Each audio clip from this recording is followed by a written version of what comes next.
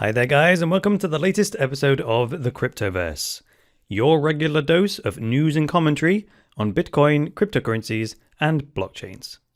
I am your host, Chris Coney. Now today I'd like to talk once again about the darknet.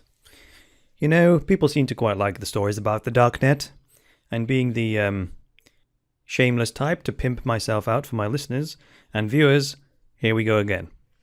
So this article from courtesy of Bitcoin.com, written by Jamie Redman, is entitled Darknet Market Vendors Reveal Their Day-to-Day Lives on Reddit. So these are folks who are selling stuff on the darknet, and they're the merchants, they're the vendors, and they are saying, yeah, this is what I do on a day-to-day basis. And they did so anonymously on Reddit, and I personally found this fascinating. So I thought you might as well. And also going on the fact that I already know darknet marketplace stories are popular. So here we go. The subject of darknet markets, DNM, probably might not call it that, but darknet markets is considered taboo. And people often wonder how these markets operate from the inside. So, on the 16th of September, a person decided to ask on the subreddit r/darknet markets, and they asked what a day in the life of a darknet market vendor was like. And a few vendors decided to share their personal anecdotes on life as a darknet drug dealer. Now, before we go any further, someone in the comments section for this article did say, hang on a minute, there's a difference between darknet markets and drug dealers, right? They are not the same thing. Not at all. Now, just because drug dealers use darknet markets does not mean that is the only thing for sale on darknet markets, right? So we need to be very careful about that. I see a lot of media outlets doing this. There's almost like they use darknet markets and drug dealing as if they're the same thing. If they were the same thing, why would we have two words for them, right? Why would we bother saying drug dealer and darknet markets? If they had exactly the same meaning, one of the phrases isn't needed, right? The reason we have two phrases is because they don't mean the same thing, okay? So we need to stop doing that. There's plenty of other stuff for sale on darknet markets. For example, in North Korea, which is reasonably strict politically, on the Silk Road, which was one of the more famous darknet markets, I heard that someone was selling Bibles to North Koreans or pornography to Iranians, right? Because in those countries, that's like a no-go area. And as I always say, people won't go without. They will find a way to get what they want. And it's not up to me to judge if that's right or wrong. As long as they're not hurting anybody else, then watch pornography, put drugs or chemicals in your own body, as long as you don't extort anyone, shoot anybody, stab anybody, kill anybody in the process. If you earn that money and you spend it on a substance like some drugs and you put it in your own body and don't hurt anyone else, do what you like. It's your life.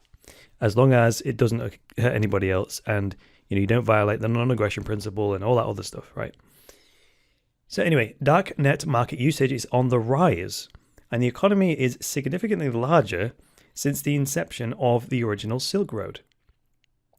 Now, on Friday, a few vendors shared their experience of what it's like to participate in these shadow markets. One commenter named Vendor, which is Vendor, Vendurr, which is kind of a funny spelling of vendor. They used a Reddit burner account. Now, I don't know what that is. Sounds like a disposable anonymous Reddit account. If you know what that is, let me know in the comments below. So they used a Reddit burner account to explain the day-to-day operations. So vendor says he makes roughly $200,000 to $300,000 a year and is a one-man operation. His average day begins with waking up whenever he wants to, logging on and checking his orders. Well, that sounds like most online businesses. In his real life, quote, he says, he's pretty honest and a sociable person, but has to keep his business a secret, of course. He drives a, quote, shitty car and never tells people where he lives, believing this is the best OPSEC practice. Now, forgive my ignorance, what the hell's OPSEC? Operational security. Okay, thank you, Wikipedia. Yes, of course, that's absolutely key, isn't it? But because it's, quote, illegal, according to the authorities of his country, it doesn't actually say where he lives, but that's by the by. Keeping your operation secure for the benefit of your customers and for the vendor is obviously important. But you know what's funny about that? That's the same for any regular business. The fact that you are selling stuff on the darknet, or what you're selling, doesn't mean you shouldn't have a secure system, and so on. And you'll see all the other pretty normal business practices that these guys enact. Now, typically, a vendor keeps a week's worth of product in his home, but hopes this will change soon.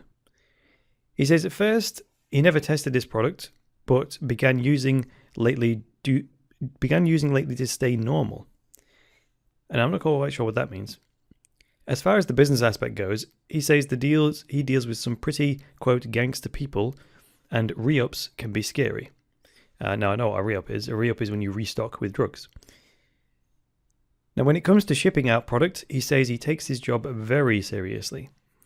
And he says in this quote, as far as selling, you have to treat every package with equal care. Someone who orders $5 worth of product could be more prone to negative feedback than a $1,000 order. And our feedback means everything to us. Well, he says us, but we know it's only one guy. I actually think great feedback is the best compliment someone can give me. This basically means stealth and shipping speed. I ship everything in a 24-hour window of when a customer places it. I'm constantly checking for new orders, then I'll go around town and drop them in blue boxes. Dropping off 15 packages is a great feeling. Your work for the day is done. Close quote. Now, what the hell's a blue box? Is that like an Amazon drop box or something where someone can come pick it up from? I don't know what he means by a blue box. Clearly, I'm not on the inside in this industry. And these are independent vendors who are selling on these darknet markets, just like an eBay seller. So things like treating every package with equal care, no matter what the value is. Okay, that's got nothing to do with the dark market. That's just good business practice if you want to satisfy your customers. Worrying about feedback. Okay, anyone who sells on Amazon or eBay, equally, that's absolutely critical. So there's shipping speed. Well, that's pretty normal. But it says stealth is one of the things that the customers appreciate. Now, a few years ago, I looked into launching an online store selling sex toys. It never actually happened in the end because the margins were too thin. However, one of the things that market values is they don't want a box with the product visible on the side, right? They don't want it to be obvious what it is. So all of the competitors that I researched that were selling these items, they emphasized discreet packaging. Your item will come in a plain brown box, with no labeling about which company it came from and so on. And they would go out of their way to have a company name like, Leisure Items Limited, just in case on your credit card statement someone asked what it was. So that was something that the market valued. And this seems like the same thing. These customers value stealth for obvious reasons, right?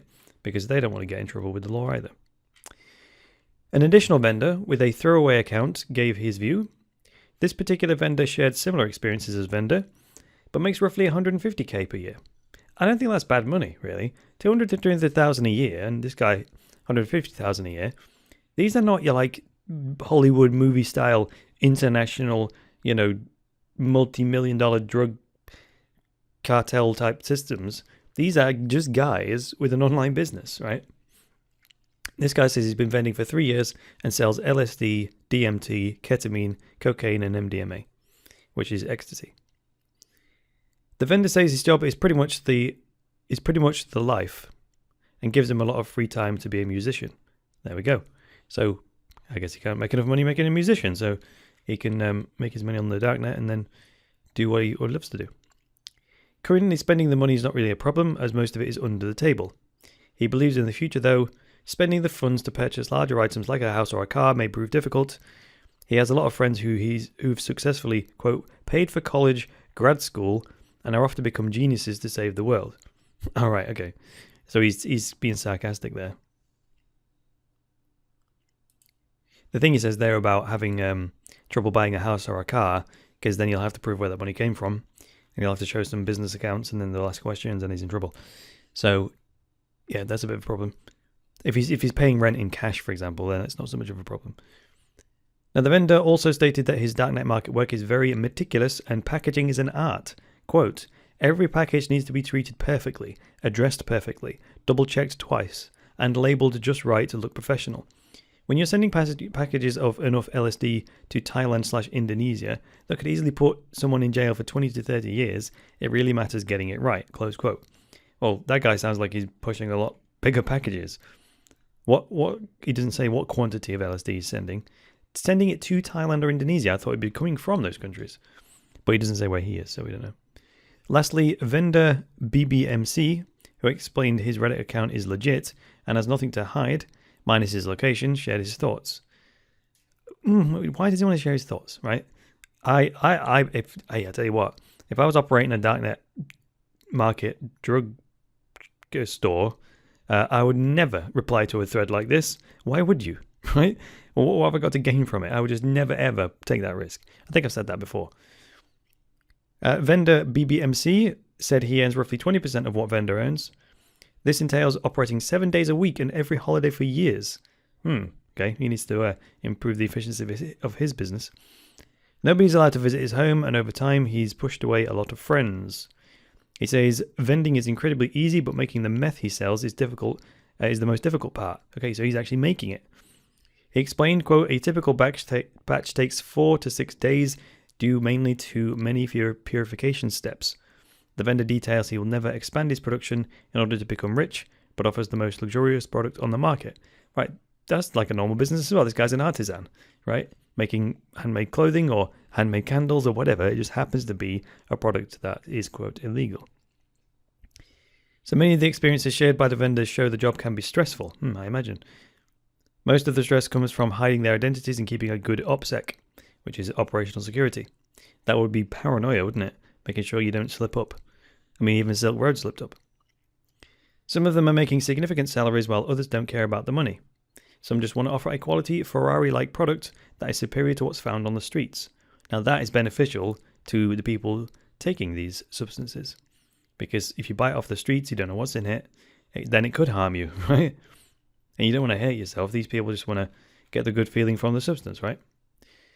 So much like eBay's model customer feedback, it's a big deal. Packaging is even more important. Being able to work for themselves gives these vendors the opportunity to do what they want and possibly save for a more legitimate future. Darknet market life for vendors doesn't seem to be slowing up anytime soon with the rise of popularity of these markets. Although stressful at times, vendors are making their work worthwhile, and every one of them takes their position seriously.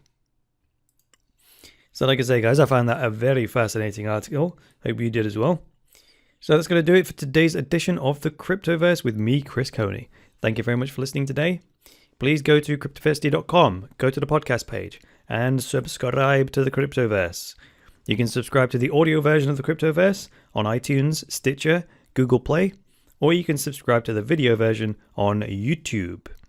And I would really appreciate if you would support the Cryptoverse so we can expand it, make it better, grow it, bring you better content.